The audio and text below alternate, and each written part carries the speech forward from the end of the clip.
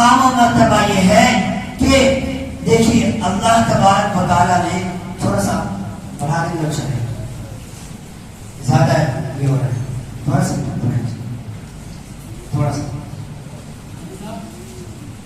محترم سامعین، ایک اللہ تبارک و تعالیٰ نے ہمیں بہت سی نعمتیں دی. ذرا سوچیے، میں آپ صلی اللہ علیہ وسلم کو دینی اعتبار سے وقار بیان کر رہا ہوں بس، کہ اللہ تبارک و تعالیٰ نے سورج کو بنایا، چاند کو بنایا، شمس و قمر کو بنایا، حجر کو بنایا. اللہ تبارک و تعالیٰ ہمیں فوڈ پرووائڈ کرا رہے ہیں، چاول پرووائڈ کرا رہے ہیں، ساری چیزیں پرووائڈ کرا رہے ہیں. اور اس سے بھی بڑھ کر چیز جو ہم سانس لیتے ہیں، کتنا امپورٹنٹ ہے کہ اگر ایک سیکنڈ کے لیے بھی اللہ تبارک و تعالیٰ اس کو روک دے تو تمام انسان کیا ہے، موت کے گھاٹ کر سکتا ہے. کتنا امپورٹنٹ ہے یہ تمام چیزیں اللہ تبارک و تعالیٰ نے ہمیں فری میں پرووائڈ کرا ہے، فری میں دے رہے. اگانے کا کوئی قیمت نہیں لے رہے، اگر ہم سے ہل چلا رہے، لیکن اگانے والا تو اللہ ہے نا. تو ان تمام چیزوں کو پرووائڈ کرانے کے بعد اللہ نے احسان نہیں جتلایا، اللہ نے احسان نہیں جتلایا. حالانکہ ذرا سوچئے کہ جو سانس لے رہے ہیں، کاربن ڈائی آکسائڈ جو لے رہے ہیں ہم، تو یہ کتنا امپورٹنٹ ہے. لیکن اس کے باوجود اللہ تبارک و تعالیٰ نے احسان نہیں جتلایا. لیکن اللہ کہہ رہے ہیں کہ میں نے آخری نبی محمد صلی اللہ علیہ وسلم کو بھیج کر تم پر احسان کیا.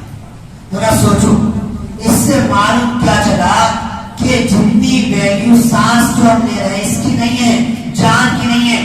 جان سے بھی زیادہ ویلیو مذہب اسلام کا ہے، آپ صلی اللہ علیہ وسلم کے ماننے کا ہے.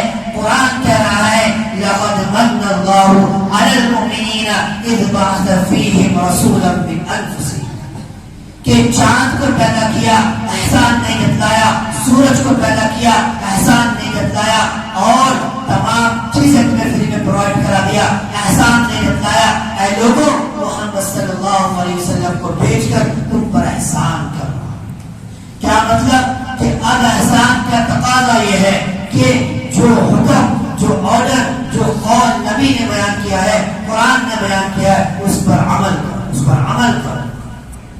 تو ذرا سوچئے کہ آپ صلی اللہ علیہ وسلم کو ہم پر پیدا کر کے ہمارے درمیان بھیج کر اللہ ہم پر احسان جتلا رہے ہیں. لہذا معلوم چلا کہ سانس جو ہم لے رہے ہیں کتنی امپورٹنٹ چیز ہے. اس سے بھی زیادہ امپورٹنٹ چیز یہ ہے کہ آپ صلی اللہ علیہ وسلم کی کہی باتوں پر عمل کیا جائے، آپ صلی اللہ علیہ وسلم کی بات پر عمل کیا جائے. محترم سامعین کرام، ایک اللہ تبارک و تعالیٰ نے 8 جنت بنائی.